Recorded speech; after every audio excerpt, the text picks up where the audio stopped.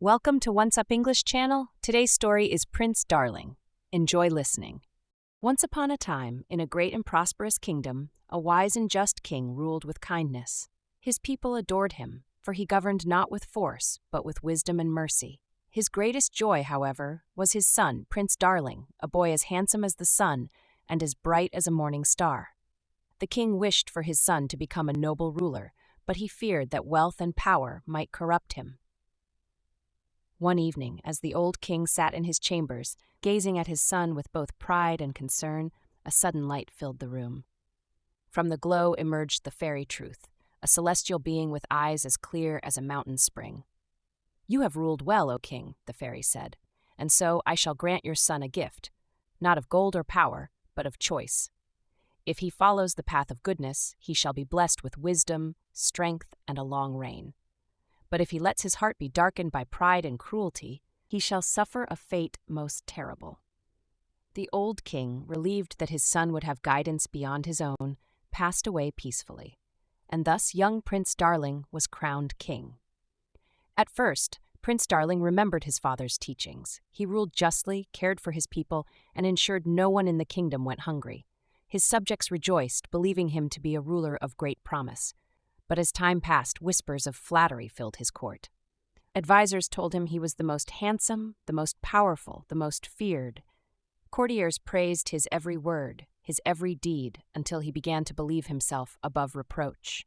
He started indulging in luxury, holding feasts that lasted for days while his people toiled in the fields. He doubled the taxes to fund his entertainments, ignored the pleas of the poor, and punished those who dared question him. One day, an old woman, wrinkled and frail, knelt before him in court. "My king," she begged, "my son is innocent, yet he has been thrown into prison unjustly. Please, have mercy." Prince Darling scoffed. "If he is in prison, he must have deserved it. Begone, old woman, before I have you punished as well." The woman looked up, and her eyes burned with an unnatural light. Suddenly, her form shifted, and she grew tall and radiant. She was the fairy Truth. "Prince Darling," she said, her voice sorrowful, "I gave you the power of choice, and you have chosen poorly. You have abandoned kindness for vanity, justice for cruelty. Now you shall see what it is to be truly wretched." In an instant, the prince's body shuddered. He felt his skin harden, his hands twist into claws, his mouth stretch into a snarling maw. His fine robes fell in tatters, and a thick coat of fur covered his body. He had been transformed into a monstrous beast.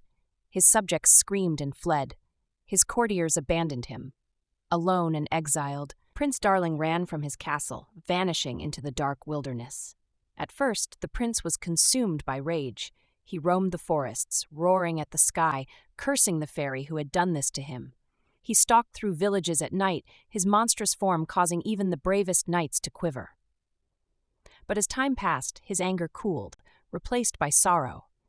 He wandered through his own kingdom, unseen and unknown, witnessing the suffering of his people, suffering that he had caused. He saw children shivering in the cold, peasants struggling under heavy taxes, prisoners unjustly punished. One night, he stumbled upon a boy sobbing by the riverbank. A group of thieves had stolen his food, leaving him with nothing. The beastly prince felt a strange pain in his heart, remorse. Silently, he hunted through the forest and returned with a bundle of fruits and nuts, placing them before the child. Who left this for me?" the boy whispered, looking around. Prince Darling only watched from the shadows. With each small act of kindness, helping a lost traveler, saving a drowning lamb, protecting villagers from wolves, he felt a strange warmth return to his heart. And with every kind deed, a part of his humanity was restored. One day, he came upon a village where an innocent man was being led to his execution. The prince recognized him.